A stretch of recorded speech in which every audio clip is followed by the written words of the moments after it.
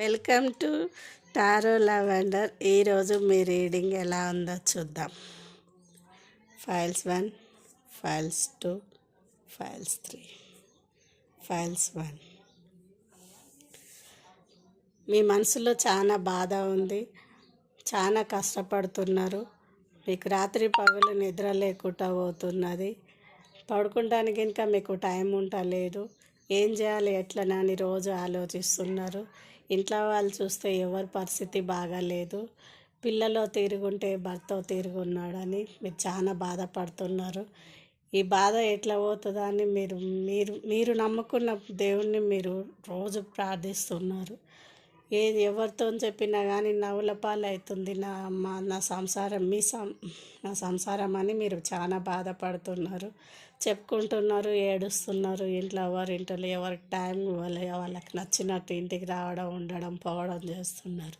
చేజారిపోయిన పిల్లలను చూసి ఏడుస్తున్నారు. చేజారిపోయిన భర్తను చూసి ఏడుస్తున్నారు. మీ పర్సన్ ఎవరైనా కానీ మీరు చాలా కుమిలిపోతున్నారు. ఈ బాధ ఎప్పుడు పోతుందా అని ఉన్నది.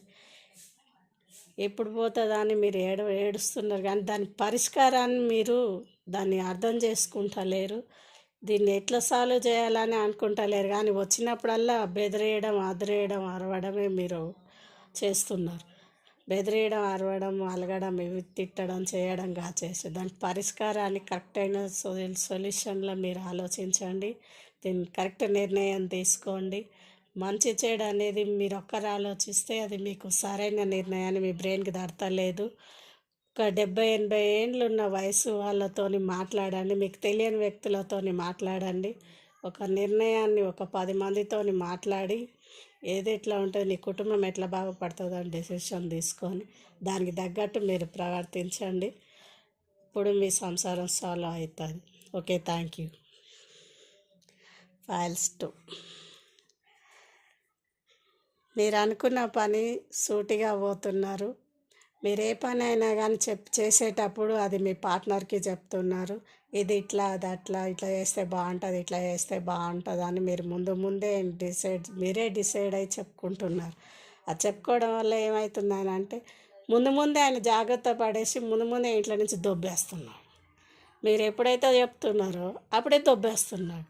నేనెందుకు చేయాలి, నేనెందుకు చూడాలి, అదంతా ఈ బాడని అంతా నేనెందుకు తీసుకోవాలి అని ఆయన ముందే ప్రిపేర్ అయ్యి నీకంటే ముందే ఆయన నీతో గొడవ పెట్టుకొని ముందే కాలు బయట పెట్టిపోతుంటాడు. ఆయన శ్రద్ధలేని మనుషులకు చెప్పినా ఒకటే, చెప్పకపోయినా ఒకటే అన్నట్టు ఆయనకు నువ్వెంత బుద్ధి చెప్పాలని చూసి నీ సంసారం ఎంత బాగుపడాలని చూసినా కానీ ఆయనలో మార్పు మాత్రం వస్తలేదు. ఆ మార్పు రావాలంటే అరిసి గొడవ పెట్టుకోవడం కాదు, మెల్లగా మాట్లాడుకోవాలి. ముందు మీరు అరవకండి, గొడవ పడకండి, మంచిగా ఉండండి. మీ ప్రవర్తనను బట్టి, మీ ఆలోచనను బట్టి మీ పర్సన్ మారుతాడు.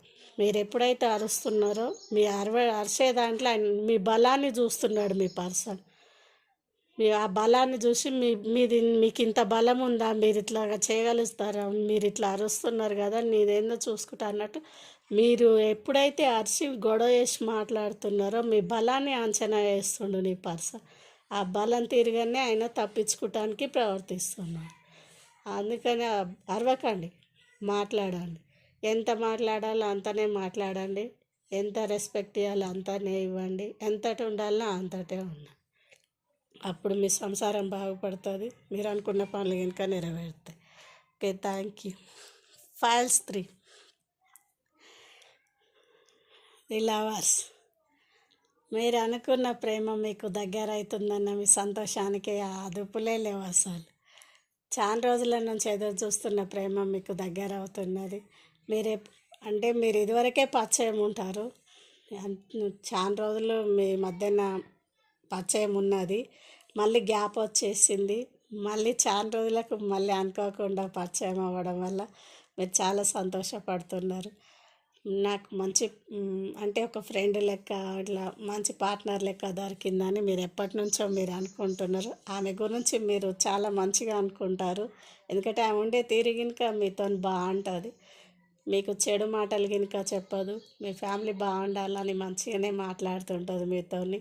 మీ దగ్గర నుంచి ఏమీ ఆశించదు. ఏం ఆశించకుండానే మీతో ఫ్రెండ్షిప్ చేస్తున్నది. ఆ ఫ్రెండ్షిప్కి మీరు వాల్యూ ఇచ్చిర్రు కాబట్టికని ఆమె మంచితనానికి వాల్యూ ఇచ్చిర్రు కాబట్టికని ఆమె కోసం మీరు ఎప్పుడైనా కానీ హెల్ప్ చేయాలనుకుంటారు కానీ ఆమెకు అడగకపోయినా ఇయ్యరు, అడిగినా ఇయ్యరు. మీ అంత పెసినారలే లేరు అసలు. మీ ఫ్రెండ్షిప్ అట్లుంటుంది. కాకపోతే మీ ఎప్పుడన్నా ఒకసారి హెల్ప్ చేస్తారులేండి. కానీ ఆమెకు అడిగే అంత ఇయ్యలేకపోయినా కానీ ఏదో మీ తృప్తితో మీరు ఇస్తారు. చాలా అని సంతోషపడుతుంది. మీ లవర్ మీకు చాలా మంచి లవరు.